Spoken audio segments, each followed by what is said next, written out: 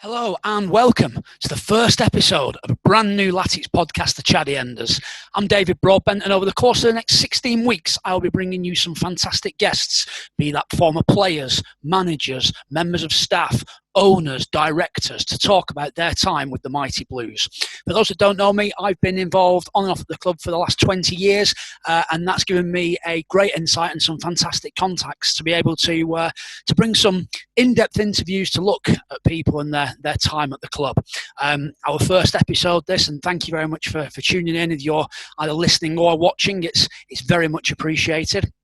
I couldn't do this without our two fantastic sponsors, and I'd like to thank them straight away. AC Tyres, Wayne and his team there, a fantastic service down on Cross Street.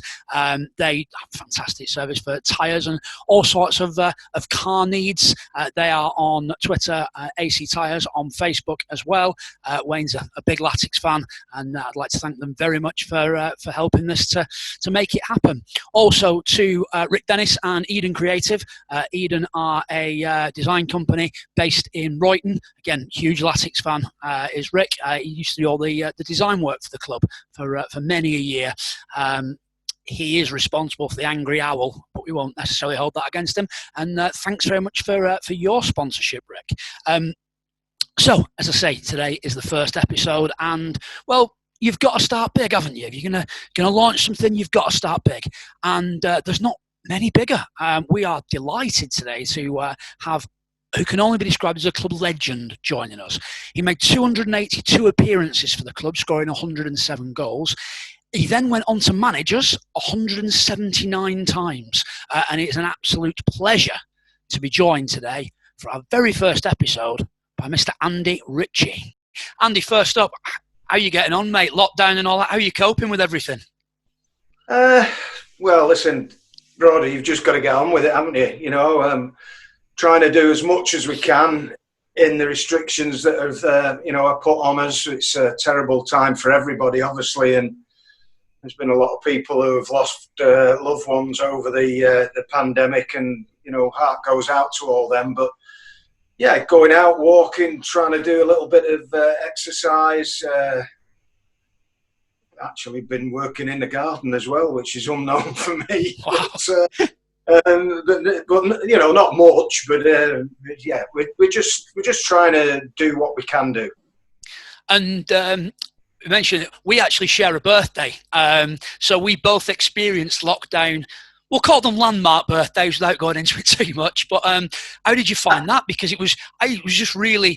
I'd have wanted like a party and all that, but you just couldn't really have anything, could you? Well, no, I mean, listen, I was 60, and yes, we were supposed to be going away and having a little get together with close family and me friends, and that just didn't happen. So we've had to cancel that, and we will certainly be doing something once you can do it, not before, and obviously that's going to mean when we've had our vaccines, and when most of the country has, really. So it's going to be a while, and if it's another year, then it's just got to be that way. So we'll get on with it when we can. See, you want to adopt the same approach that I've adopted in that I was 40, but because we couldn't do anything, it didn't count. So I'm still 39. So I think that's kind of what we should cling to, mate. No, I'm getting what you're doing there, but I'm not sure that I can do that at 60. So, Latics. There's so much that I've been looking at in research. I almost don't know where to start. So let's start at the beginning. You joined the club from Leeds in 1987. How did it come about that you arrived at Boundary Park? Well, excuse me, a little bit of a protracted story, if you like. I'd been at Leeds United for about 3.5 years. The management changed from Eddie Gray to Billy Bremner, God rest his soul. And I was, at that time that the changeover took place, I was coming towards the end of my contract, and I'd been offered a contract by the football club. And Billy said to me, listen, he said, I know all about you. I know what you can do. And, you know, I've researched everybody as I've come in. He said, but I just want 3 or 4 weeks, maybe a month, just to assess yourself. And I will get back to you on the contract situation. So I said, yeah, not a problem. He said, I know you've been offered a contract. I will get back to you. So that's exactly what happened. I was called into the office. Yes, want to sign you back on. Are you agreeable to sign? I said, yes. I said, what's the terms and all this? We'd already virtually been through all that. A few little minor details. Got to the end of that, and I was offered a loyalty bonus at that time. I don't know whether they do them anymore now. It's a little bit like a signing on fee, if you like, and the loyalty bonus would be paid after a certain time, or it'd probably be paid halfway through. You'd get half of it, and then at the end of the contract, you'd get the other lump sum. And it was all above board through your wages, whatever, this, that, and the other. And Leeds at that time didn't want to put it through my wages for some reason. So I said, well, yeah, I'm okay with that. I said, but, you know, I'm not going to get a tax bill. I don't want a tax bill at the end of this saying that you've not paid your tax on this loyalty bonus. I said, I want something in writing from the football club that would make sure that they were liable for the tax, not me, which I would have been anyway if it had gone through me, you know, yeah. my actual PAYE. So they said no. They said the club won't do that. I said, well, I'm not signing it then. I said, you know, I want to be above board with this. I don't want to, you know, do anything that's going to cause me any problems later on. So we got into a dispute about that, which never was resolved. And I said, right, well, I'm not signing it. They said, right, well, we're not budging.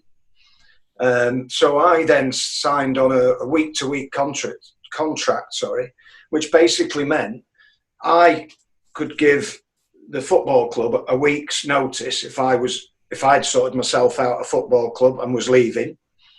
They could give me a week's notice if they wanted to terminate my contract. So it wasn't an ideal situation.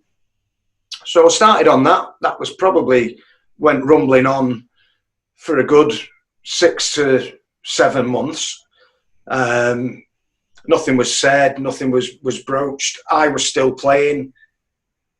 Billy had brought 2 or 3 players in, and I thought I might get pushed out the side, but I didn't. I moved from playing up front, centre forward. I went and played right wing, and so I was still playing in the side.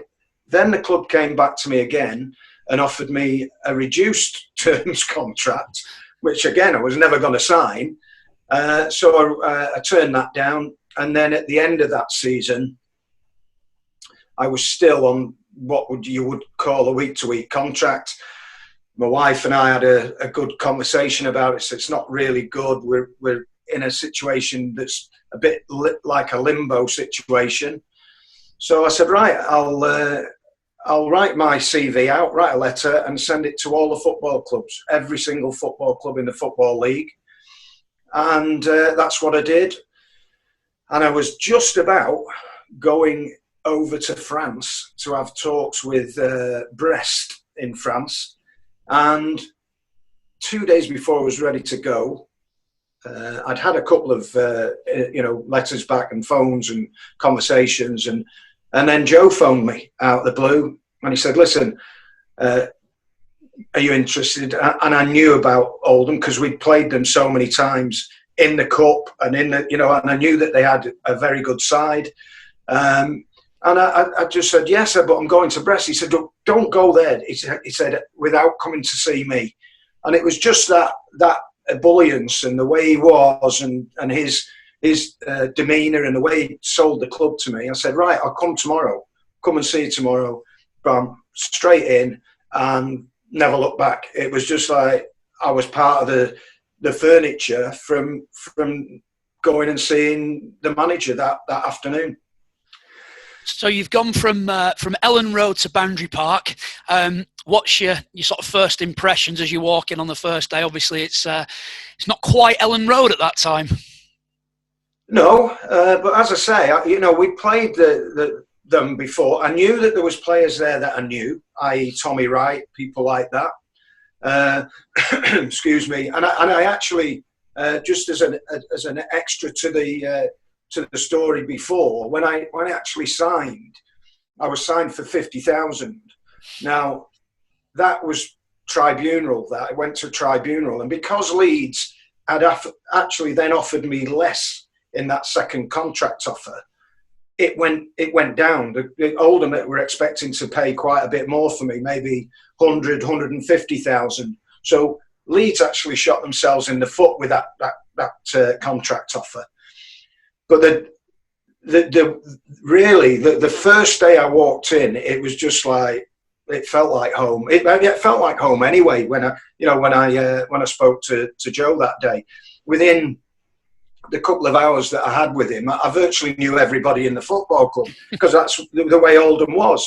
You knew the people in the offices. You knew the tea ladies and the people that were working within the football club to keep it clean. The cleaners. You knew the laundry lady. Straight away. You knew everyone. It was great. And that first morning I walked in was when I got my nickname, because I sort of had that nickname a little bit at Leeds. It didn't stick. But when I walked in that first morning, Tommy Wright, who was already signed on, said, "Hiya, Stitch," as I walked in. And that was it. It stuck at Oldham, which it hadn't done at Leeds. It was just great. I knew quite a few of the lads and had played against them, and I knew Andy Gorham as well. And it was just, they helped me settle in within minutes, really. It was just like, yeah, I love this place. And obviously you sort of settled in very quickly and hit the ground running. Obviously, kind of now looking back, did you realise at the time that you were about to embark on something very special for the football club that it had never seen before? No, I don't think so. I think that took time to grow over, months and maybe a season or so. But then when the manager and Willie and the scouting team sort of brought these players in, and we could all see the potential of the players, the Earl Barretts and people like that, Marshy, all of them, Neil Adams, everybody that came in at that time, Rick Holden, and all the others. It was just, you could see it knitting together, and I think everybody sort of had that. It was like you come and you go, wow, where's he come from? But we knew the potential, and I think it gave everybody that inner confidence. And then we started to play well. We started to knit together, gel together. We knew that we could beat teams. We knew that we could score goals. We had, I've just mentioned them. Tommy obviously left, but later on you had the two wingers in Rick Holden and Neil Adams. Wow. It was meat and drink for me, and Bunny and people like that. Another one that Bunny was just fantastic for me. He was my ideal striking partner. And some of the names you mentioned there, as well as being very good footballers, some absolute characters there. They always came across. I was only a kid then, but nutters, not characters. Well, I was being polite, but there was a real kind of camaraderie that sort of stemmed from Joe down through everyone at the time. I was only a kid at that time, sort of watching and supporting, but you could always see that there was such a sort of camaraderie there amongst all the squad. Yeah, I think Joe as well let us away with a few things because he knew that it was quite good for that team spirit. I mean, if we got a little bit too out of hand, he'd stamp on us, which he did, once or twice, maybe a few times. But I think he liked the banter and the camaraderie and the things that we got up to, because he knew it gelled us together, not on the pitch but off the pitch as well. Like I say, I think some of the antics he just let us away with a couple of times. I'm sure he did, if you asked him. So then we go on. You've been there a couple of seasons. We go into 89-90, and we start the season all right, and then Scarborough rock up in the League Cup, and Frankie breaks the record and scores 6, but you score the best goal of the night. So I imagine over the course of the years you've probably mentioned that once or twice. Keep reminding him of that. He's got pictures on his wall of all the goals, which rightly so, fantastic, and he still holds that record, 6 goals in one game in the Littlewoods Cup as it was then. Absolutely fantastic, made up for him. But I keep saying that he was a greedy so and so, because every goal I'm just stood behind him virtually when he knocking them in. Maybe apart from the last one, the volley at the end, where which was the 6th goal. But yeah, but I mean, and that game they were very, very confident beforehand. I can't remember who they'd beaten in the round before. It was a big scalp that they'd taken, and I think they thought we're going to rock up and do it again at Brighton. And I think, if I'm not mistaken, I think Joe put an article up on the team board in the changing room, where they were being a bit cocksure about themselves, and I think that helped us when we went out. We just thought, right, you're not going to get away with this. We're going to really give you a drubbing. And sometimes that works, sometimes it doesn't, but it certainly did that night. And then a month or so later on, the whole nation starts taking notice, because Arsenal, the current champions, rock up at Boundary Park and are, well, pretty well taken care of. That must have been a fantastic night then, and then kind of the first real giant killing of that sort of couple of years. Yeah, that was a fantastic game. I mean, for me personally, it was a real memorable one as well, managing to score 2 goals.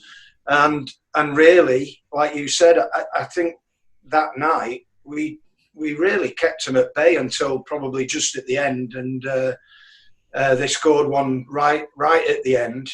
And we felt as though we had a chance. We felt that we could hurt teams like that, and we were playing on with a hell of a lot of confidence, because we were doing well in the league, we were scoring a lot of goals, and we also felt that if people scored goals against us, we could score more than them. And I think Joe felt that, and there was quite a few games where it was 4-3, 5-3 to us, 5-2, one of the those sort of score lines. But that night, the place was rocking with it. The fans were absolutely immense, and we managed to get the job done. And then, like you say, we got a few more, didn't we? We got the Everton games, things like that, and it exploded and flourished. So, I mean, there's so many cup games to talk about that season. So let's concentrate on the one that probably, I imagine for you personally, Southampton away. Coming back late on, I bet that was, I bet it was quite the journey back afterwards. Well, we flew actually, excuse me, and I'm not sure if it was that one or we did do a couple of games where we flew down that area, and it might have been that one where on the way back it was so turbulent. We had a real lot of turbulence, and Neil Adams didn't like flying at all. I love flying. I was quite into aviation when I was a kid. I used to love going to the airport, seeing the planes and stuff. And we got back to Manchester, and we landed, and I was sat with Addo. And I was like, I wasn't holding his hand, but I was like trying to calm him down, because he wasn't comfortable. And he kept saying, "Oh God, I feel terrible." Oh, and he had the nausea bag at the side of him, and about 6 or 7 times he'd go, he was all right. He wasn't ill. He wasn't sick. And we got down and we landed and parked up and just about to get off. He was sick in the bag, and I said, "What's going on? We're on terra firma now, you know." But we came back, and it was brilliant on that plane. It was absolutely the best flight. You know, everybody was on there. We had, I think we had our surgeon, the club surgeon, the doctors. Everybody was on there, and the press, which we had a great rapport with, obviously. And it was just great to get them back. I mean, we all know about what happened with with Roger Milford and how he put all the extra time at the end of the game, which we all knew about and Southampton knew about. But I'm sure I would probably be a little bit brassed off if you scored with virtually the last kick of the game and you get a replay, and we all know what happened in the replay. And then on to the semi-final, West Ham, Valentine's Day. I mean, I keep telling my wife now and everything that's still the best Valentine's Day I've ever had. I mean, what a night that was. Yeah. Again, personally, a good night for me. Great night for the football club and the lads. Dispatched them in the first, in the first match. Excuse me, 6-0. Great performance, and again, totally rocking. Probably about 17,000 in the ground, and just bursting at the seams. But then we had to go and play them in the second leg down at their place. I was injured. I went down with the boys, did some training with Ian Liversidge and had some physio as well. Took the ultrasound down with him, and we were trying to get myself fit. Wasn't going to happen. So Stuart Pike asked me to do the co-coms with him. I said, yeah, not a problem for, BBC Radio Manchester as it was. And all I remember from that night is Pikey panicking so much and saying, we're going to lose this. We're going to get beat. And we're going off there, and he's going, we're going to get beat, Stitch. We're going to get beat. I'm going, Pikey, they've got to score 7 without us getting one. And I said, it's never, ever going to happen. I know we were getting battered a little bit that night. They played really well. We defended fantastically well that night. And we were unlucky on a couple of occasions. We probably should have had 1 or 2 ourselves, which would have made it a little bit easier on the nerves.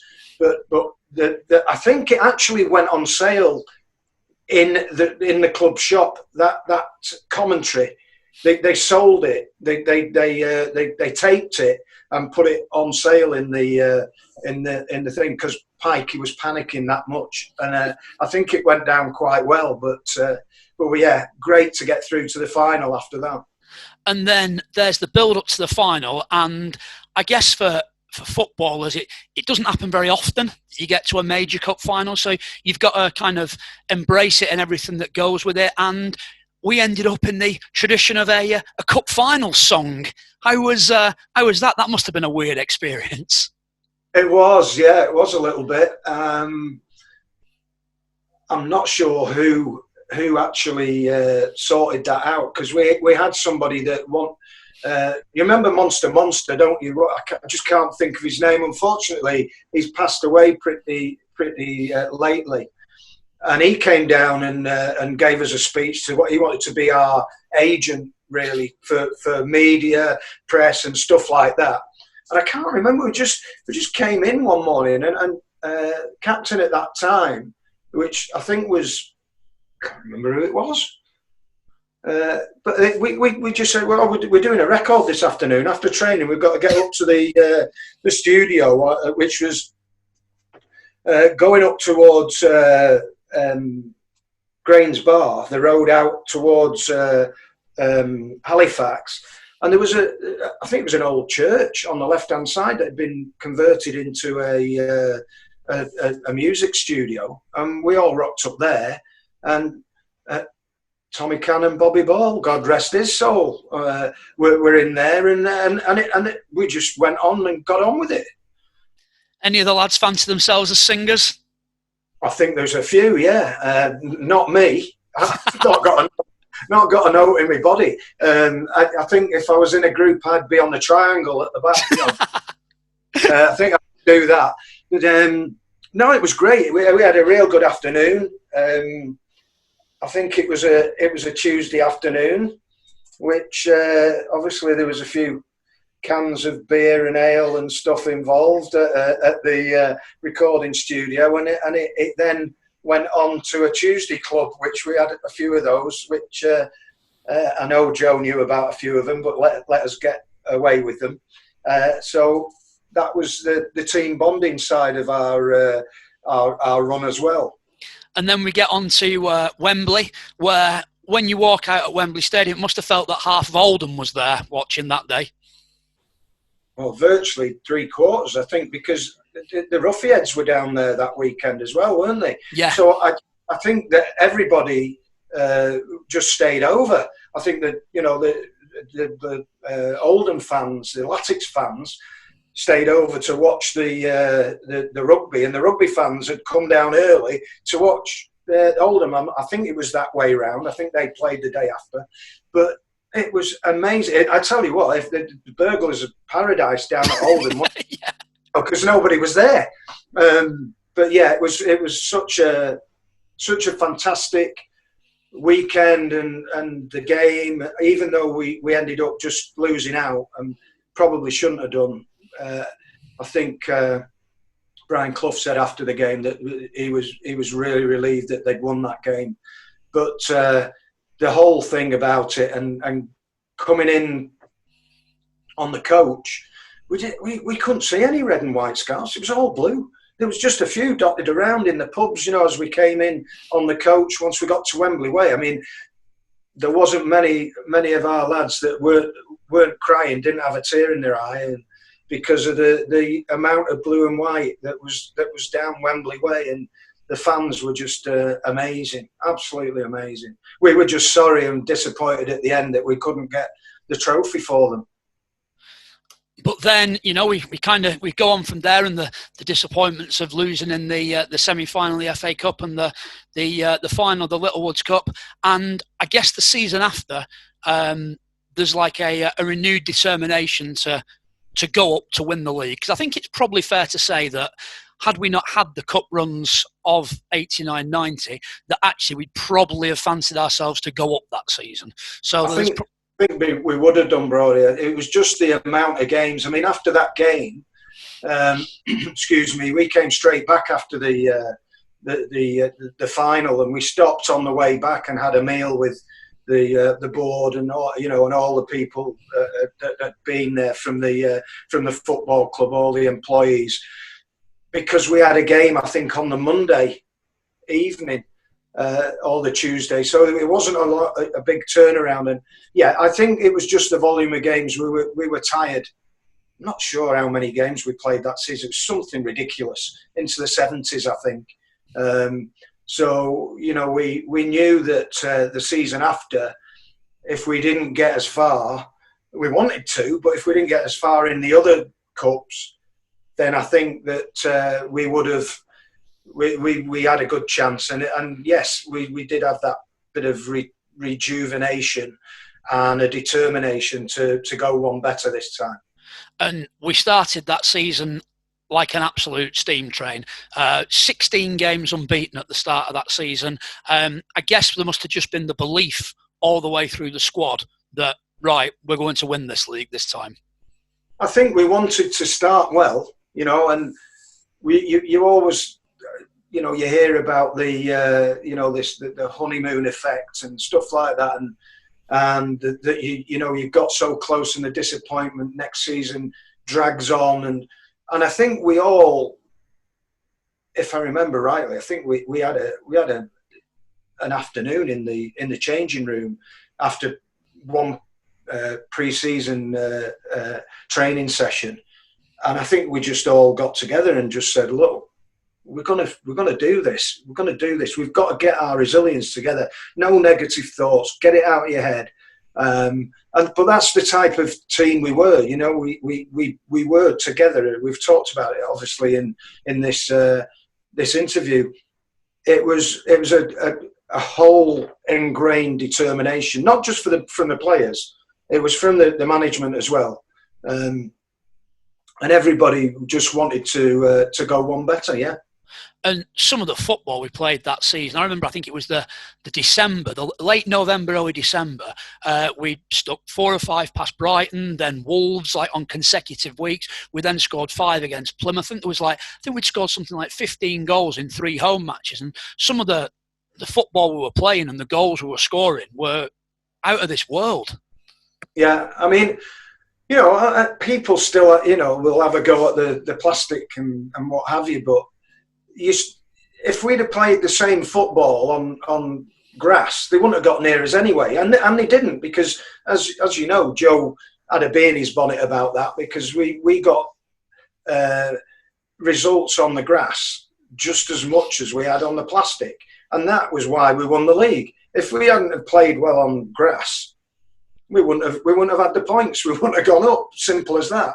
So we were a good football team, regardless of what we were playing on. Yes, we had a little bit of an advantage because we trained on it, we played on it, we knew what it was like, we knew we had to play football, and it was more in the minds of the teams that came. You know, you could see them getting onto what do I wear? Do I wear these trainers? Do I wear me rubber studs? What do I do? And that gave us that little bit of an advantage, but it wasn't in terms of the way we played football on there, and you had to. Well, that brings me to one of the questions we've been asked on Twitter from Peter was, did you think that the plastic pitch made you a better player? So in terms of like ball control and things, do you think it improved you as a footballer, the plastic pitch? Yeah. I've said this many a time, Brody, many a time. It not only improved me as a footballer, it improved every single one of us. It improved Earl Barrett. It improved every single member of that football team that played and trained on it, because you had to be good. Control had to be good because it came at you quick. Your passing had to be good because it had to be accurate, because if it didn't get to its intended target, it was off. And you know, I think it made us stronger in terms of we didn't want to be knocked off the ball and knocked over, because if you got one of those carpet burns, you were stuck to your bed sheets for a month. So that's we used to wear you know, protective stuff, the neoprene and stuff like that. And I don't know if many people noticed, we always wore long sleeves, whether it was 30 odd degrees or -2. So that you didn't get your elbows scraped and what have you. But it certainly did make me a better player. I'm sure it did, and everybody else of that era would just say, yeah, definitely made me a better footballer in one sense or the other. Okay, cool. So back to the 90-91 season. Was there a point during that season where you thought, yeah, we've got this? I mean, for me as a fan, it was Plymouth away on Easter Monday when we went there and won. And I think all of Oldham had taken their Easter holidays in Devon. And I think going away from that, I think at that point was the point for me where I thought, yeah, we've won this. I think there must have been. I think that season, did we win away? And I scored the goal. I think we won away at Sunderland on a cold Tuesday night or Wednesday night, and I think we won 1-0. And I think that made me think we've got a chance here, because that was a big, tough game. They were up there as well, I think, around about that time. I might be totally wrong. I might be getting it mixed up with another game, but I think the Plymouth game as well, I can remember that. And yes, that was another sort of light bulb moment. But I think we just had that steely determination. We didn't talk about it. We didn't come in and say, right, you know, that's us, we've got it. Because we didn't think that way. We just thought, right, let's just keep motoring on. Joe never mentioned it. Never mentioned it at all. And we just kept rolling on and rolling on. So we get promotion at Ipswich, and then final day, an hour gone at home to Sheffield Wednesday, and 2-0 down. What a last half hour that was. The club certainly sold the commentary of that for after that game. What a day that was. Amazing. Again, I was injured. I wasn't playing. I was gutted, absolutely gutted that I wasn't playing. But I knew that we had the people on there that could, win that game. I think there was a relief that we knew we were up, but there was a steely determination there that we wanted to try and go up as champions. And as you say, it couldn't have started worse. We were terrible, absolutely terrible first half. And it was like, what the hell are we serving up here? What's happened? Because, as I say, not many people got a 2-0 lead against us on the plastic. And then the best signing I made as manager did the unthinkable and brought Andy Barlow down, John Sheridan, and we went on from there. And I mean, the scenes those days. I'm sure you ran on the pitch. You were a naughty lad, I'm sure. I was absolutely on the pitch. I was 11 and on the pitch, very much so. Yeah. It was just amazing. Every time that we scored, the pitch was invaded, and it was the game was stopped for 2, 3, maybe 4 minutes,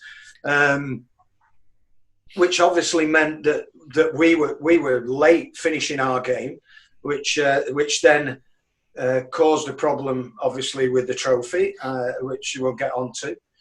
But at the end, when we got that penalty, I just knew that Redders would not miss it. Every single person on the football team and around in the squad just knew that there was never ever any doubt that he would score that penalty, and that's what happened. And then I think that was about another 5 or 6 minutes after that we got like forever. Yeah. And then obviously, I think the trophy was down at West Ham. Yeah. With their colours, with their ribbons actually on it, and they didn't know that the game was still going down at Boundary Park, and that we'd actually won it, and we'd pipped them. I think, was it 1 point we pipped them by? I mean, that was a bit of a faux pas by the FA, wasn't it? Yeah, I mean, it's sort of the thing that, see, if that happened now, Sky Sports would make a big deal about having the trophy in a helicopter halfway up the country. Yeah, exactly. But you would think that they would wait until the end of the game. They must have known that our game was still going on. Or well, they obviously didn't, did they? Because I'm not sure whether they actually presented them with the trophy, but they had the trophy there with their colours on, claret and blue, light blue. So that was a bit of a misnomer. And then obviously we didn't have the trophy to show to our fans. So we had to do it all over again when, we had the open top bus and all that. I imagine the night after the open top bus parade must have been quite the evening. I think the night after the game was an evening. We ended up in several pubs. And I got a massive bollocking off my mum, not my mum, off my wife. It was a hefty old evening. That I'm not surprised. Very, very well deserved. So then you get through the summer and into the old First Division as it was then. Given that we'd played that many teams from the top division over the previous few years, I guess it didn't really hold any fears for any of the lads going into that league. No, I think, as you know, we'd played Man United, in the semi-final, giving them a real good game. Everton, Arsenal, Aston Villa, people like that. So I think we had a belief in ourselves that we could do damage. Obviously, the pitch became grass at Boundary Park as well. So we didn't have that slight advantage of the plastic pitch. Excuse me, but we went into it with optimism and real gusto. And I had my back injury around that time, and I wasn't playing as much as I'd like to because of that injury. It took a long time for me from having the operation to playing my first game was 8 months when I had a disc out of my back. So I was a bit down in the dumps in terms of my own sort of mental attitude because I wanted to get back as quickly as I can, and it took quite a time. And obviously we found out what the then First Division was really all about. And we set up pretty comfortably the first season. Then it becomes the Premier League. And one of the questions that I've had in from Tom is you became the Oldham face of the Premier League launch.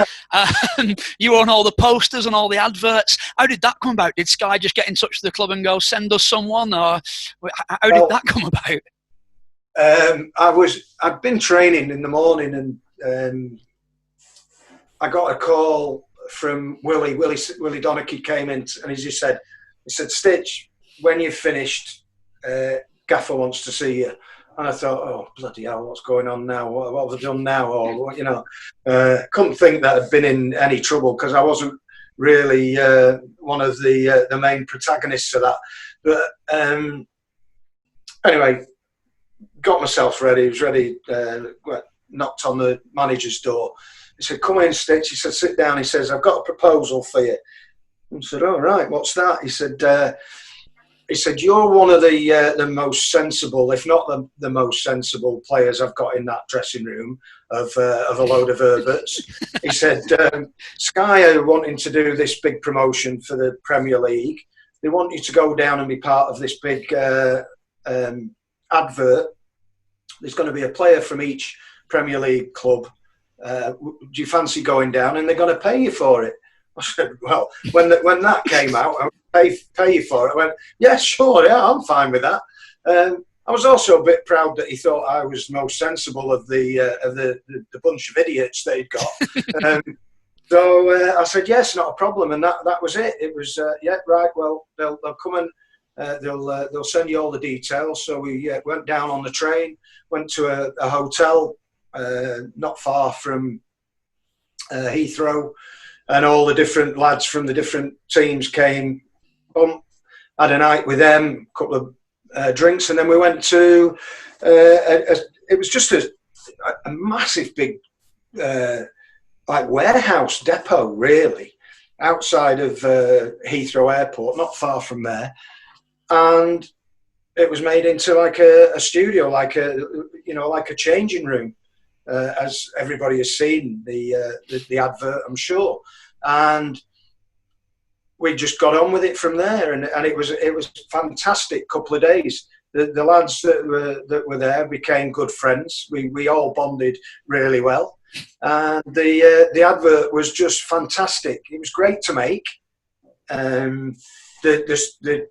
don't know if I have said this before, but just for anybody that hasn't heard it, I'll reiterate it, that the shower scenes, we all obviously had our trunks on, but that was strategically sort of made to look as though we didn't. But they brought in a fire engine to actually pump the water in through these showers, and it was absolutely Baltic. It was freezing. So it took ages for them to actually film that, because we were like, oh, Jesus Christ, when we're getting underneath the thing. And then you had to sort of do the little bit of acting that they wanted you to do without you looking as though you were in the Antarctic. So it wasn't particularly great. I'm not sure if I was in a shower scene. I don't think I was. I think I got away with it. But the lads in the shower scenes, they got the short straw. No, I got the things, didn't I? I was like that, and they said, "Well, you look as though you're really working hard," So like when it opened up, I'm like, putting that grimace on your face. I got I got a real load of stick from the lads when I got back for that. Really did, yeah. But it was miserable. Well, you got paid for it, so it's all right. It's all right. I forget it. Yeah. So in the Premier League, when you think, we looked sort of dead and buried at one point, and then we go and win 3 games in a week, and it's probably now still up there with the greatest escapes of all time. And what a week that was! Oh, amazing week that. Those 3 games as well. The first one was at Villa, wasn't it? Which actually handed Manchester United the title that season. Nick Henry scoring a goal as well. Where did that come from? Sorry, Nick. But I was subbed that day. I was sat on the lines when he scored it, and we just went crackers because we knew that was the first hurdle, and then the second one was Liverpool at home, wasn't it? Yeah. And then we're thinking, well, we get over that. We managed to beat them. Great night that was. And then we've got Southampton, who have nothing to play for, absolutely sitting pretty, can't go down, can't get into the playoffs or whatever. Right, we've got a real good chance. We're on our own patch. We knew it would be absolutely packed to the rafters yet again. And we goes bang, bang, bang, playing so well, battering them. And then it's like, what's happened? And Matthew Latics comes up with a hat trick, and I actually said to him when he scored the third one, I sort of sidled up to him and said, I can't actually say what I said to him.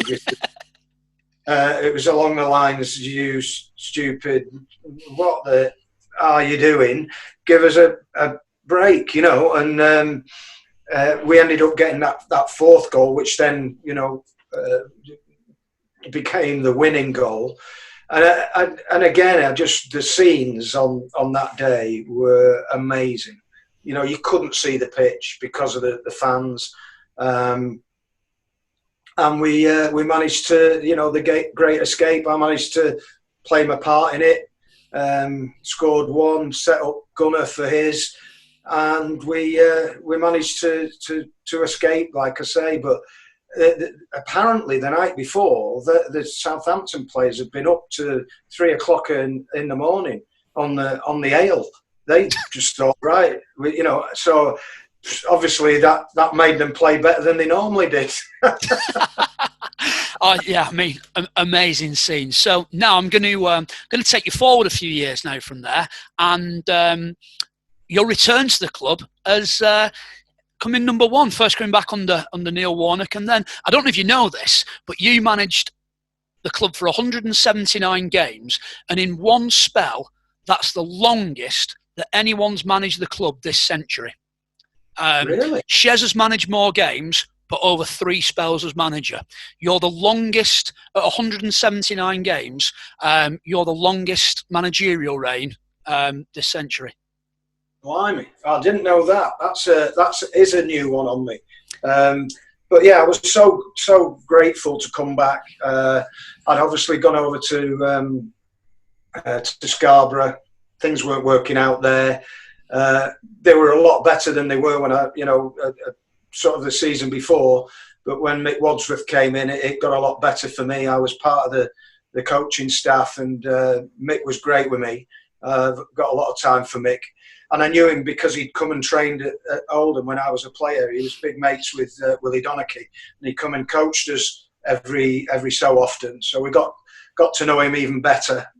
But when I was asked to come back, it wasn't it wasn't even a thought. It was yes, yeah, I'll come back. And as you say, came back with Neil Warnock.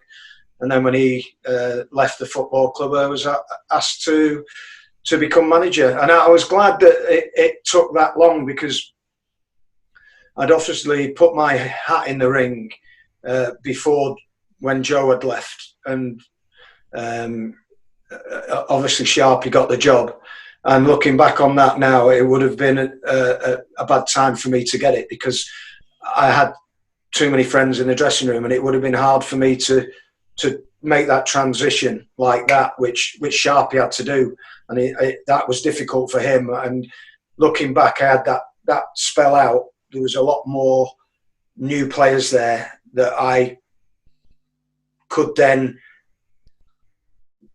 have a managerial type of relationship with, instead of a dressing room relationship with. I think one of the things that sort of sticks out from your reign is the amount of young players that you brought through and you gave your chance to and gave debuts to. Was that a conscious decision, or was that a kind of facet of, we haven't really got any money and we're struggling in League One and crowds are down and we need to cut our cloth accordingly?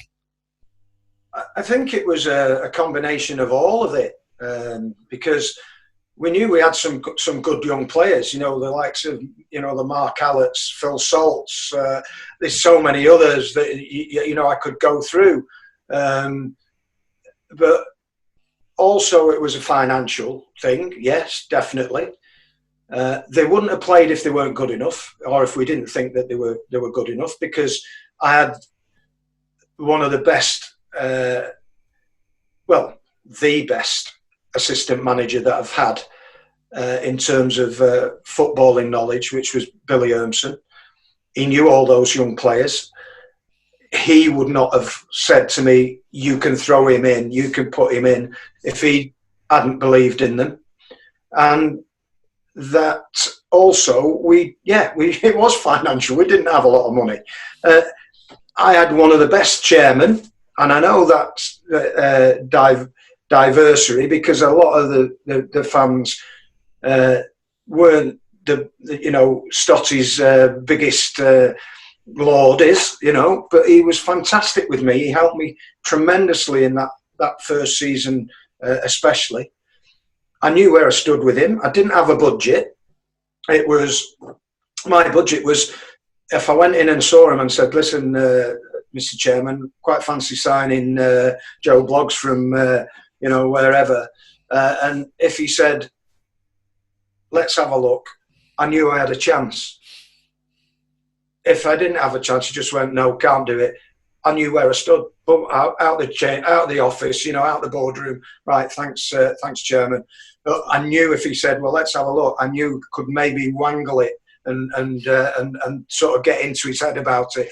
But he helped me really, really a lot in that first year, in terms of management, and on the other side of maybe the football club.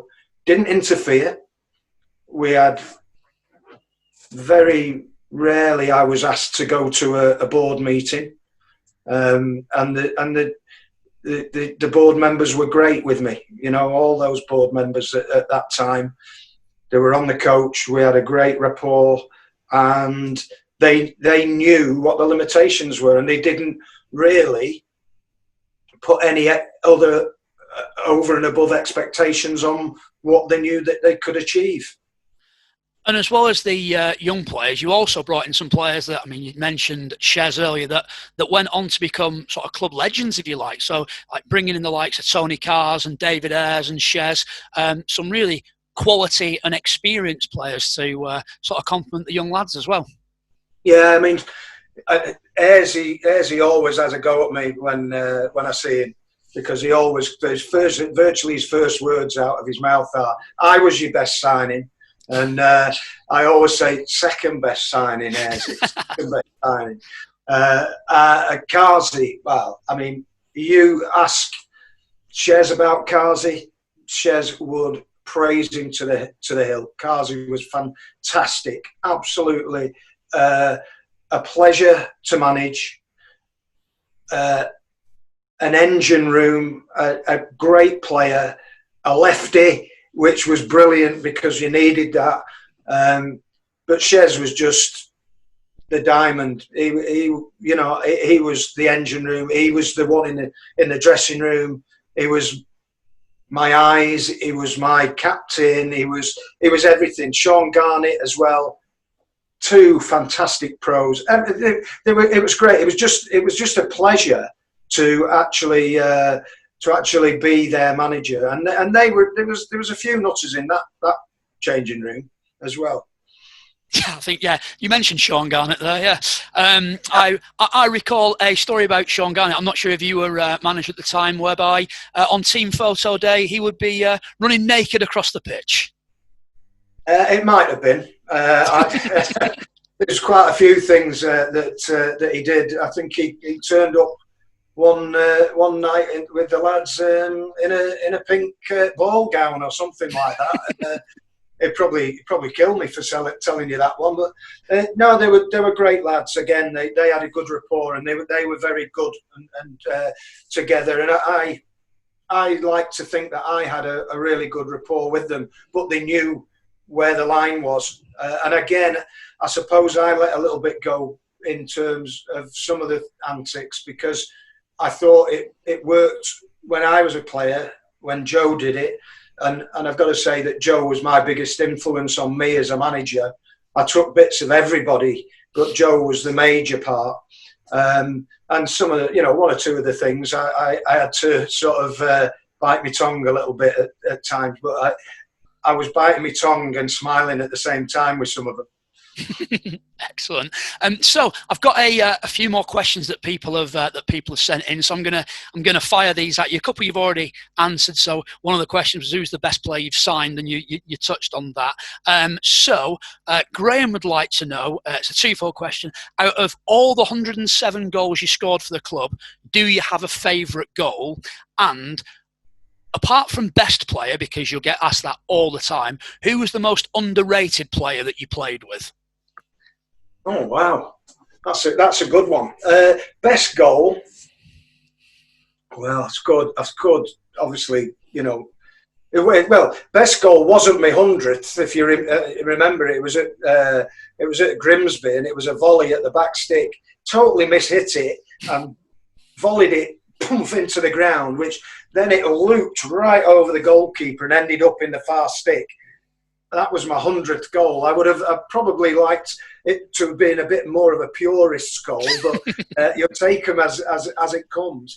I think one of the best goals was, and this was an important game for us down at Brighton when we won 2-0, and I scored both the goals that day. One was a header from a cross by what's his name, the Scottish lad. Oh dear me, can't remember his name. Sorry, Paul Kane. Caney, yeah. And then the second goal was the ball came up to me just over the halfway line, so it was just in their half, and I managed to. I miscontrolled it at the start. It just sort of bobbed up a little bit, but I knew that the defender was coming in behind me, and I just flicked it over his head. And then started off and ran, just straight for the 18-yard. And just as I got outside the 18-yard box, Steve Gattin, who I'd played with at Brighton, came towards me, and I actually nutmegged him, and it took it to the right. And as I hit it, it just bobbled, and it just went in like a rocket. And I think that was one of the best goals that I scored. I think the first one against Arsenal was a really good goal that I remember. But there's, so many that you could bring to mind. And most underrated player, wow. Pete Skipper. I'd have to go for Skip. He was amazing. He was such a. He was a Mercedes-Benz. He was like an older Jobbo, if you like a Richard Jobson, and he was underrated Jobbo. But Skip was fantastic, and we didn't get him in early enough. He was getting on a little bit, but he was fantastic, Skip. Again, God rest his soul. Quite, yeah. Moving on to Alex, who asked the question.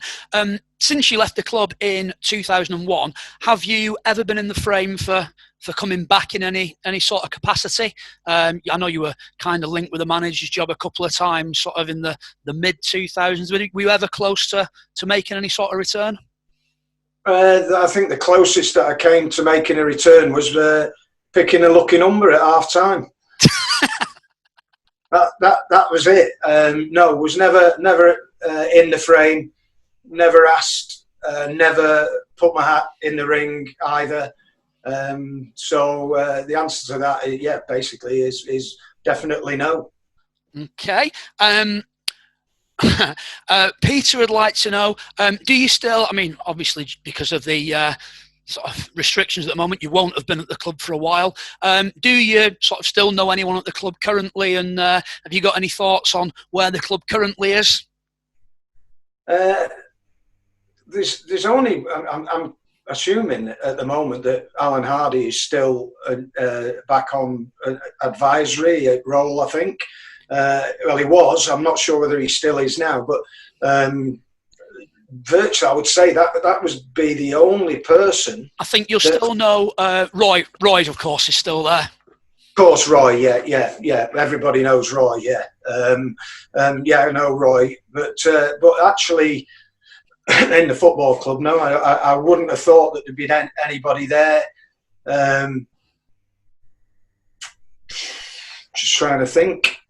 No, I think one of the lads that was one of the groundsmen was there, but I think he's left as well not long ago. So no, I don't really know anybody that was there when I was there at the football club. And the final question, because there's obviously a reason for this question from Dave. What do you think of grown men that name their dogs after you? Woof. Listen, each to their own. What did he shout over the thing? Did they shout Andy, or did they shout Stitch, or what did they shout? Listen, it's a free country. If you want to call your dog after me, then go ahead. I'm a little bit humbled by that, but yeah, I haven't got any pets, so I'm not that way inclined, really. I mean, I like other people's, that you can come to the house and then give them back. But I wouldn't have a dog or a cat or whatever.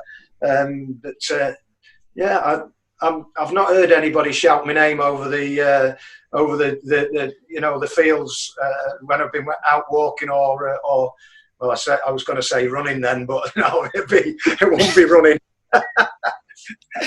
Oh, Andy, that's brilliant. And thank you very much for taking the time to join me today and to look back at your time at the club. It's been fantastic and massively appreciated.